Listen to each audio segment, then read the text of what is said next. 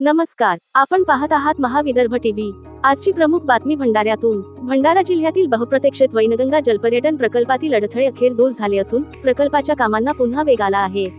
या प्रकल्पाचा पहिला टप्पा 1 जानेवारी 2027 पासून पर्यटकांसाठी सुरू करण्याचे उद्दिष्ट निश्चित करण्यात आले आहे।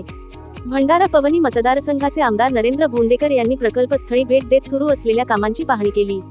यावेळी संबंधित अधिकाऱ्यांसोबत आढावा बैठक घेत त्यांनी सर्व कामे दर्जेदार, सुरक्षित आणि निश्चित मुदतीत पूर्ण करण्याचे स्पष्ट निर्देश दिले।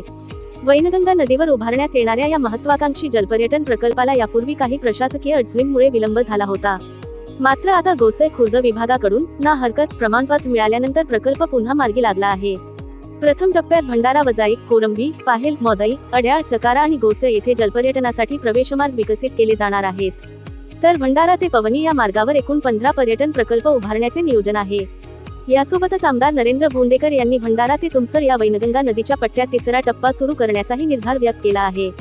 या विस्तारामुळे मोहाडी आणि तुमसर तालुक्यात मोठ्या प्रमाणात रोजगाराच्या संधी उपलब्ध होतील, असा विश्वास त्यांनी व्यक्त केला असून अधिकाऱ्यांना तत्काळ प्रस्ताव तयार करण्याचे निर्देशही दिले आहेत। भंडाऱ्याची ओळख राष्ट्रीय आणि आंतरराष्ट्रीय पर्यटन नकाशावर ठळकपणे उमटविणारा हा प्रकल्प आता प्रत्यक्षात साकारण्याच्या दिशेने वेगाने पुढे जात आहे। ही होती भंडाऱ्यातील महत्त्वाची बातमी। अशाच ताज्या आणि विश्वासार्ह बातम्यांसाठी पाहत रहा महाविदर्भ टीव्ही। धन्यवाद।